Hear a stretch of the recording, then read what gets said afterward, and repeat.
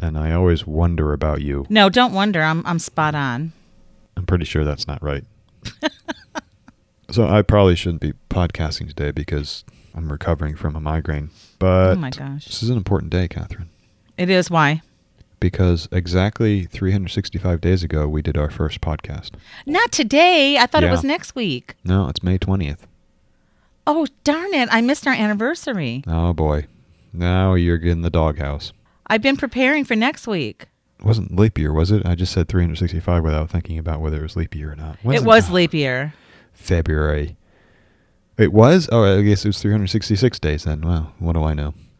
What a weird month. Oh, happy anniversary, SubRant. You don't get to say that if you forgot about it. I forgot about it. I'm like that husband who just forgets everything. Oh, right. It's the husband because now it's the woman literally forgetting the anniversary and now you're blaming the husband.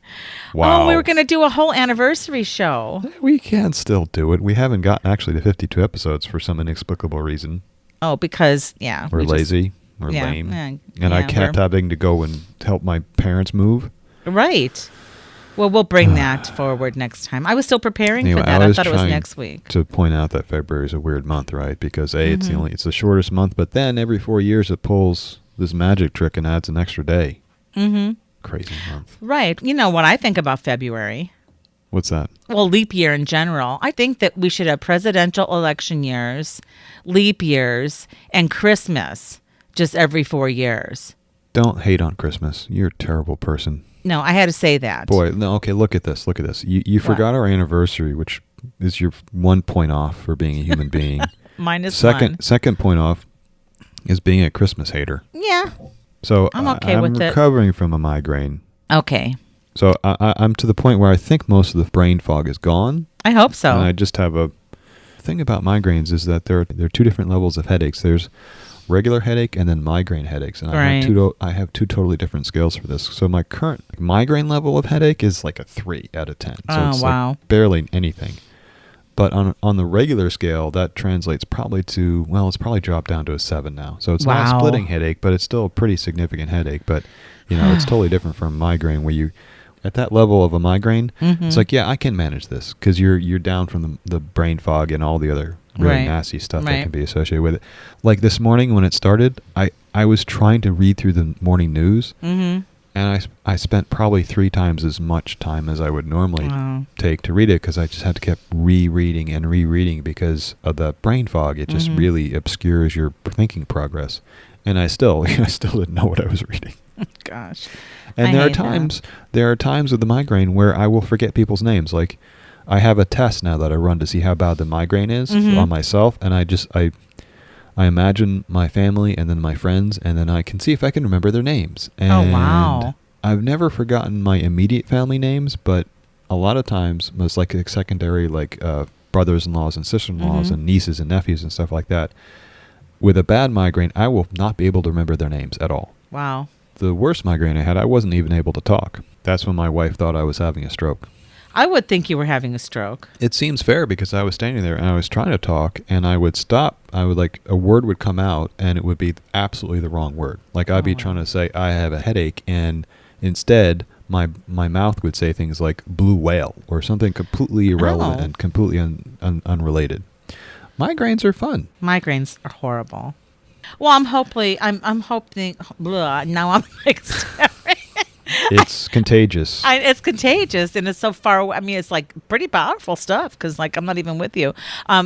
Hopefully you'll be feeling better shortly. The new upgrade to Zoom has incorporated being able to transmit diseases through the airwaves. Oh, it has. Damn. Well, it's a Chinese program, so what do you expect? Oh, my God. It is a Chinese program? Okay, so they claim to be an American company, and their headquarters are in America, but all their engineering staff are over in China. So you tell me. Okay, it's Chinese. I'm okay with it. Well, kind of. I don't really like the app very much. It is reliable, and they have a lot of features. Yeah, and we can do this in my pajamas. We can't do this. You can do it. I can do this. I just want to make sure that we understand that I am not in your pajamas. No, you are not my pajamas. But, I could just roll out of bed, get the coffee going, turn on the Zoom. It's awesome. You did that pretty quickly this morning, too. And I don't have pajamas. That just seems like a weird thing. I love pajamas.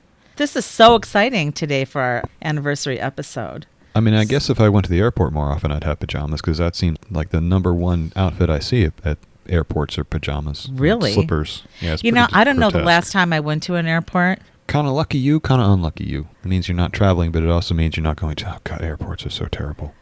The things we do to ourselves. Right. In the name of security. The name of security. No, I do remember now, and I won't go into it. Yeah, what a bunch of garbage. Speaking of garbage, you know how I feel about Facebook, right? I mean, I know you don't like it because you don't like any social media because you think it's trying to harass and kill you. Right. Well, anyway, kind of. I'm sorry. But anyway, Facebook, I've just been ill for a long time, and I deactivated my account years ago. Actually, as of like earlier this week, I started a new account and joined Facebook because my family has been trying to reconfigure our relationships, I guess, and kind of reconnect. And so one of my favorite cousins, April, started a little family group, and we've been posting pictures. Actually, I think I'm the one that's posting most of the pictures, and I'm the one who hates Facebook the most. It's been fun, and I just wanted to say that. You don't need Facebook for that. If you guys all have Apple Messages, you can just use Apple Messages and have a group that way, and it's a lot less intrusive. Yeah, I don't know if they have Apple Messages. I don't know. Facebook, so far, so good. I mean, I'll do it for a while. Well, you should buy them all iPhones. Yeah, that'll happen. Yeah, speaking of iPhones, I'm going to upgrade mine. Oh, what? I could upgrade it for God, you are such a little princess. a wash. For what? Like a wash. I just give them my phone. Well, I give them my phone, and then they give me a free one. You're paying for it monthly. I already pay for it monthly. That's what I'm saying. It's not a wash. You're basically re-upping your contract. You're extending your contract. But if I pay off the phone that I currently owe like $100 and change, and then they said they'll give me whatever it is for this iPhone 13, but I don't really just want the iPhone 13. I want the iPhone 13 Pro because it has a better camera. But then I'm like, should I just wait for like the iPhone 14? And then I just get too confused, and maybe I won't do it. Anyway, let's get on with the podcast. No, I think this is worthwhile exploring because you think it's a wash, but it's not a wash. You're continuing your payments. But if I paid for it and they gave me the phone and then they quoted me... Then you would... Okay, hang on a second. If you just hang on to your current phone, once you have it paid off, you'll be paying $20, $30 less a month. Right. So by turning it in, you're continuing that payment. So it's not a wash. You're still paying for it. They have you on the hook, like a perpetual monthly bill. But she said I had to pay this one off in order to get the other one. Right. Or not pay it off, and you will eventually pay off in a few more months. You'll pay it off, and then the reoccurring billing will stop. Right. Anyway. Do you get what I'm saying? You get what I'm saying, right? No, because to me it was like zero. I'm holding on to the big zero. I suggest what you do then is start paying me $30 a month. It's just a wash, really. I know everyone wants my money. Susan said the same thing yesterday. She's like, it's the reoccurring billing that gets you every time. It kills you. It's $30 here. It's $15 for Netflix. It's $10 for another thing. I know. Well, I'm getting a new internet service on Monday because, well, it's the same provider, but I was paying like twice as much as I should have been. As I've been going through these bills, it's astonishing how much money we're wasting in this household. So are you getting an upgrade on speed? I'm getting an upgrade on speed. And a downgrade by any chance? It's not. I don't know what it is. Okay. You're probably too far out for fiber. I told you I talked to CenturyLink, and I'm like, when will fiber optics be coming to my neighborhood? And he's like, well, just if you look out your window and you see a truck out there with what the hell does that mean? With big rolls of cable, then you'll know it's coming. That's what he told me. It sounded like he's asking you to do his job for him. But I'm like, well, what the hell? I mean, I'm someone supposed to look out daily? Yeah, it's like that doesn't... Yeah, it's like with the city of Phoenix when I had people dumping all of that furniture in the alley, and they're like, well, just like go out and look. I'm like, yeah, I'm going to sit in a tree with like night vision goggles. Like, what the hell's wrong with you people? Anyway. Well, there's a line in Good Morning Vietnam where he's asking his sort of fake weather reporter, what's the weather outside? And the weather reporter is, you got a window, open it. Pretty much. I mean, it's very similar. So no, we're too far out for fiber optic. I think it'll go up to like 140 somethings per something. 140 megabits per second. Yeah, I'm at 60 now, allegedly. I'm at a gigabit, so, you got a long way to go. Oh, I know. Well, I live out here in this, no one cares about the infrastructure in this part of the world. So garbage. Speaking about garbage. Yeah, it's all garbage. Is that what you want to talk about today? I'm obsessed with garbage. I'm saving so much of it. Well, it's not smelly or anything. It's like plastics. Go for it. Reorient us. Go for it. No. This is your ball game. This is my ball game? This is absolutely your ball game. Just because you had a migraine, don't put it on me. Yes, because I had a migraine, I think you could step up a little bit more and fill in. Oh, I just like to be the slacker on this team. Secondly, you're the one who said you want to talk about garbage today. Well, I wanted to talk about microplastics found in the human bloodstream. Oh, that's right. That's the first one. Okay. That's what I was concerned about, because I think the article was wrong. There was this article I found about microplastics found in the human bloodstream for the first time. And then they cited that the size of the microplastics was 5 millimeters. So I got out I'm like, 5 millimeters? That's like the size of a pretty hefty bead if you were stringing stuff. It's a quarter of an inch. It's like, well, that's clot material. This can't be happening. So do you think that was an incorrect assessment of the microplastic world? As I say in the article, it's not, microplastic still hasn't been scientifically defined, so we don't know what they're talking about. But and this is not a new article. I've been seeing these articles for years now. Oh gosh, yeah, I know. But generally speaking, it's usually referred to a microplastic, especially when they're talking about the ocean waste, is 0.5 millimeter or less. So 0.5 millimeters, which is a little, few thickness of a few human hairs, probably. Right.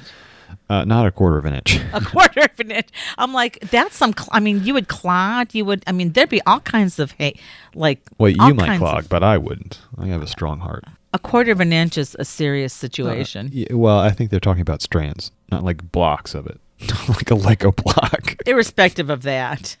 Like a Lego block.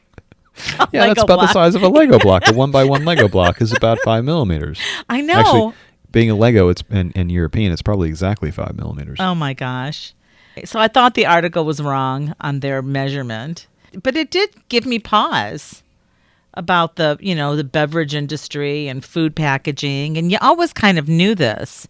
Yeah, but it's I don't know why they focus on that, because it's plastics in general, and everything we have in our homes is made out of plastic. A lot of it is. The sofa you're sitting on is probably made out of plastic without you realizing. It's acrylic fabrics and whatnot. Everything, rayon, all that stuff is plastic. But it's leather. I'm sitting on leather sofa. Okay, well, you're sitting on a dead cow. Not everybody is wealthy enough to sit on a dead cow. I know. Isn't that disgusting, though? And being like a vegetarian. It's not disgusting at all, because as humans, the first thing we started harvesting was stuff around us from nature. Bones and wood and stuff like that. Is the wooden countertop disgusting too? Because that's a dead tree. No, I think that might be plastic in this house. Okay, well, yeah. I need to do some serious kitchen rehab. Did you know that they added plastics to toothpaste? Not my toothpaste. That was in this article. That's weird. I didn't. Okay, this article. It says plastics added to toothpaste and cleansers. And I was surprised by this information. That was my note on this story. That was probably the biggest takeaway. I think that's nonsense. Why would they add plastics to it? I don't know. Because they have more to go around. I don't know. There is this interesting conceptual construct about ideas and the fate of humanity. And the idea goes that inventions become revealed, right? New discoveries and inventions are things that are out there just waiting to be discovered. Okay. And you can think of it as being white balls and black balls, or maybe we don't want to colorize them like that. Let's say pink balls and blue balls. And pink balls are good ideas, good things that are good for humanity. I don't know. Let's not go blue balls. Too bad. It's too late. No, it's good, because blue ball, though, is something that could destroy humanity. Like, nuclear weapons are theoretically a blue ball. We haven't blue ball ourselves them yet, but it's a theoretically one. So thankfully, everything that humans have picked out of this big bucket of ideas have been pink. Everything that we've, generally speaking, they're pink. Some of them are, a little bit gray, but some are mostly pink. But there could be that one blue ball in there that we pick out without even realizing it. We develop the idea, and then it destroys us.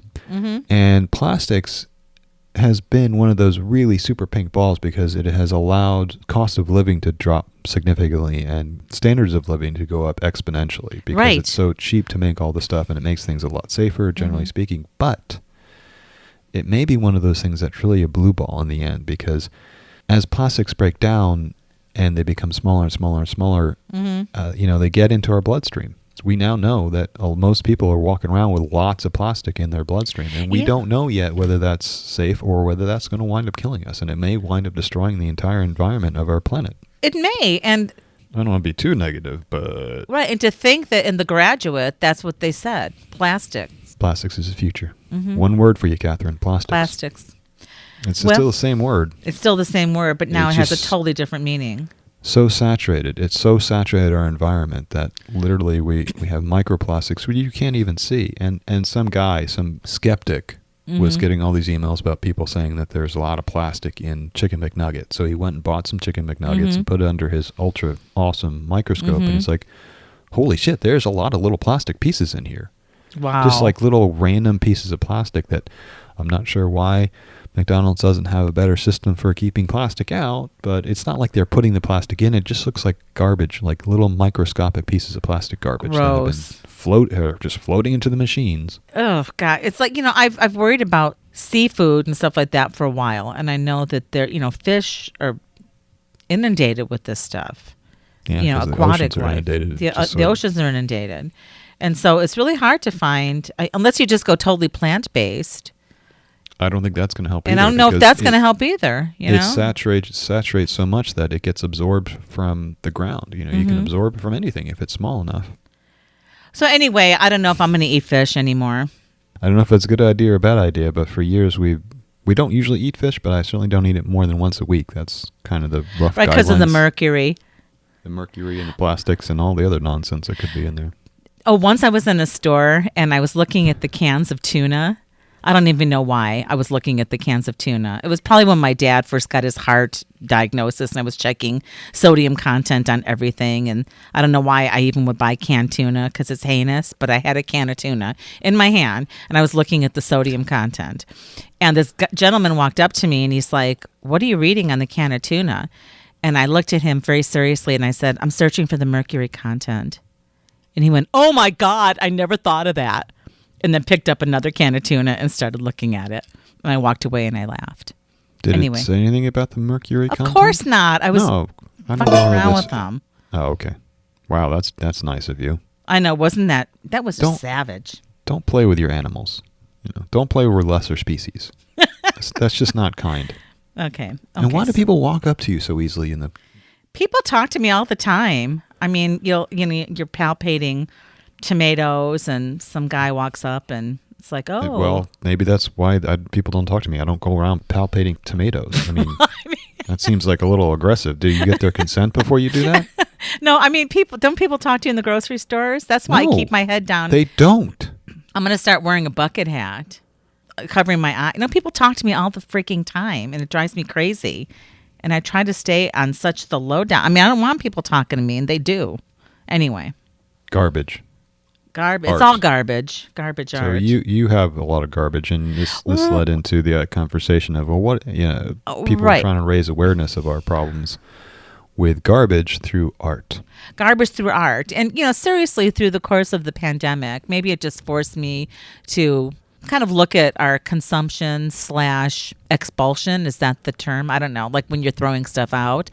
And I would do a lot of takeout because I still wanted to support the local restaurants, but no one was going in. So I'd do the takeout.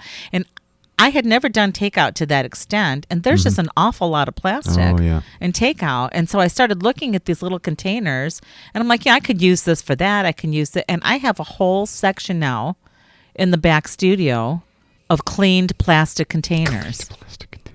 And then I also have a whole section of boxes of things that I was ordering from outlet because I wasn't shopping. So now I'm shipping stuff to the house.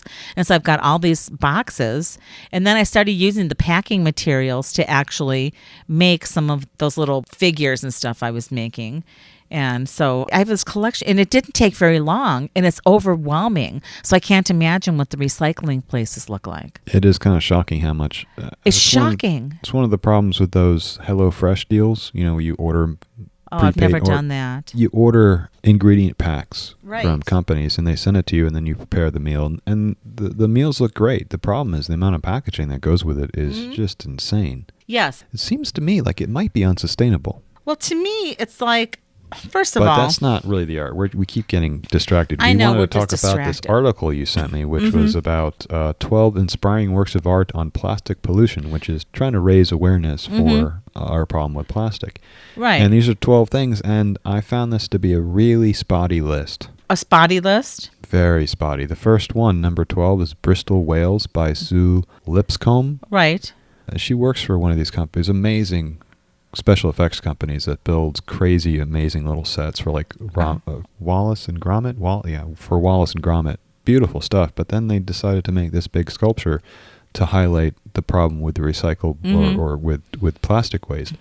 And I found it to be a real failure because even though they made these two beautiful, oversized, huge whales out of like branches and stuff, I had two problems with it. One, all the substructure is made out of steel. So it's not like the whole thing is made out of recycled materials or even natural materials. Most of it is steel, which takes a lot of energy and a lot of material to actually build up. The second part of it was supposed to be recycled bottles. Now, it is technically recycled bottles, but they got all these bottles from a local marathon. And it's not like they went and picked them up off the beach or anything. They took recycled bins filled with these cans and took that as their source material for the installation, which kind of misses the whole point. Because it kind of misses the whole point of the problem with trash. If the plastic bottles are going back into recycling bins and going to the recycling center, they're getting recycled. That kind of polyethylene plastic is very easy to recycle. So by diverting it from the recycling center, you're kind of making it worse. Okay, it's see one thing point. If you collect all this stuff off the beach, you're actually removing trash from the environment rather than removing stuff that's actually in the recycling cycle. Oh, so you're saying they interrupted the recycling cycle to create this thing, thereby negating their thesis that they were helping the environment. Well, that and the fact that the structure of the thing is made out of steel and not plastic. So it's just like plastic is almost just the veneer that they put on top of it. So it seems like they really missed the mark on this one to me. Now, that's just, there are a lot of different pieces here. A lot of them are use virgin materials, which is kind of seems like it's off point as well. But some of them were better than others. Some were using genuine trash to make, quote, artwork, or at least pieces that... I found some of those to be really interesting. Like one woman was using plastic bags. Oh, the Bridget Diana Cohen? Like as tapestry. So she was sewing them together like they were fabric. And I thought that was kind of interesting because it takes, it kind of shifts the idea of what the plastic is and puts in a different context. That's what I've been experimenting with the potato chip bags and all the snack bags. And you can sew that. Oh, yeah. It's a little bit difficult, but it's a little bit difficult. It's kind of interesting to me. It's like, I think it's, and now that, I wasn't a chip consumer, but now, like I was at Sprouts yesterday and I'm like, oh, what can I buy? What colors do I need? And I bought bought the chip. It's so crazy. I've just gone over the edge. I have too much time on my hands. Yeah. So I bought I bought a barbecue bag because the orange was awesome. Well, I've totally ruined the podcast. Go ahead. No, I ruined the podcast. That's my job. One of the ones I thought was more interesting was Leela Rue Duncombe was doing basically collected pieces from ocean seashores and whatnot, and was collecting them and just presenting them in a little bit more interesting ways. Like when you do a lot of collection, you can find a lot of the same piece. So she has these little plastic pieces that seal off water bottles or milk bottles or jugs or whatnot. So it's that little thing that you peel off that's like seals it, and then you break the seal. And it's a little bit eye-opening to see how many you can collect, and that they're all the rainbow of colors they come in. I think it kind of drives the point home that just how much there is out there. Oh, that was one plastic beach? Collected from beaches and whatnot. Yeah. So it's actually trash. It's literally trash. Yeah. I thought that was interesting. But then how do you maintain this stuff? I feel like I've been trapped in this house and by my own choosing, and then choosing to use some of this trash, I guess, is media. But then I often wonder, like, what am I doing? Have I gone crazy? And then what do you do with this? What do you mean? Like, is this sustainable to continue using garbage for art media? I guess it is. It's infinitely sustainable, isn't it? Well, I'm not sure what part is sustainable. You mean just sustaining the work or continuing to work from the materials? Continuing to work from the materials. If you develop a process where you're using whatever you find to build artwork, then it's sustainable because whatever trash you find, even if that trash changes, you'll still be able to use. Right. Like if that's the focus of it. And some of it is and some of it's not. That's the problem with a lot of these works, is that they're not really using the sustainability aspect Mm-hmm. of it. They're just kind of using it like a medium, like it's a different kind of. It's like instead of using oil paint, you're using acrylic paint, and that doesn't really seem like it's solving any problems. There's another one that kind of stands out from Caldor Kamen, an artist in Austin, Texas, and she is pretty masterfully using trash bags and compressing them and remaking them basically into these pretty impressive works of sculpture. So you've got like a fox and a raccoon that look like foxes and raccoons, but are painstakingly crafted from plastic bags. That to me was amazing because it's very difficult to work with those things. Well, she's got her process down, but I don't even know if it's a man or woman, so they have gotten their process down. But what's interesting to me, again, this is a pretty simple trope, but I think it's an effective trope, is where you take the trash and you remake it into something environmental, like a scene of a fox. Right. That's very kind of natural. It's nature and plastics, and it's just highlighting it, I think. It's a very simple but effective method if you're doing it right. Now, my favorite artist who's working in this field is not part of this list. Okay. Someone I found on TikTok, Ticktoad. I don't know why I was going to say Ticktoad. Oh, that's actually, I think that's a good name for a platform. Yeah, maybe. All about toads. All about toads. TikTok for toads. You cannot be part of this platform unless you're a toad. Which I guess toads could be like the next version of goblining. Oh, I guess toading. Toading. Anyway, back to her. This woman's name, as artist's name, is Geo Rutherford. And she at one point explained her name. Her first name is Geo. It's a compression of her actual name, and I don't remember who her actual name was. But anyway, she's a very clever woman, and what I love about her is that she's so obsessed with the Great Lakes and the ecosystem there that she spent years trawling the shores, and every time she goes to the shores, she investigates what's going on there and will collect all the little trash bits that are there. And if you do this for years, she has made some amazing collages and just collections, and she did a whole book series where she has, it's kind of a different idea of what a book is, but she creates these little selections of the vials. She fills vials like with little...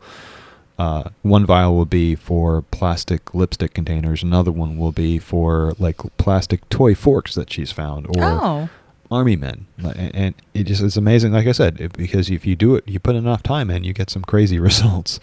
But she doesn't only do that. That's only one aspect of what she does. She also does these amazing collages and drawings of the things that she finds there. And she's also a remarkable printmaker. And it's all about the environmental status of the Great Lakes and how invasive species and trash is affecting it. So she has this interwoven science and geology and invasive species, and it's just a commentary. I think she does a brilliant job of winding that all together in a very complex and deep manner. That's interesting. It's not superficial at all. So I would strongly suggest looking at Geo Rutherford. I just looked her up, and we'll link it in the show notes. So you bet. Again, I mentioned her, and I think she's worth a whole episode on her own. Why don't we do that? We've said that before. Oh, have we? We'll do it after our anniversary episode next week. Or whenever we get around to it. I think it is really emblematic of the podcast that we can't even get our anniversary podcast done on our anniversary. Well, of course not. Why would we break our streak? Well, it's just part of the vibe. It is the vibe. What is the vibe? Slacker? It's not slacker. Homebody. It's just, it's imperfect. It's just the imperfections of humans. Yes. I like that we represent that. And we do it so well. I think we do it well. On that note, now where do we go? Well, Catherine, as you rewrote our tagline to read, "What is art? Listen, and you'll still not know." Right. I'm so happy that you're able to laugh at your own jokes. Who else will laugh? No one even pays attention to me anymore. That's not true. Apparently everybody does. You go to the supermarket and you're a superstar. Oh, that's true. I'm a supermarket star. You should start wearing SubRant t-shirts and stuff so that when people come up to you, or just give them cards and say, "Oh, if you want to talk to me, don't talk to me. Talk to my podcast. Listen to my podcast. Listen to my podcast." You're getting recognized before you're even famous. That doesn't seem to make sense to me, but what are you going to do? What are you going to do? I don't know. It's just the magnetism or not. I don't know.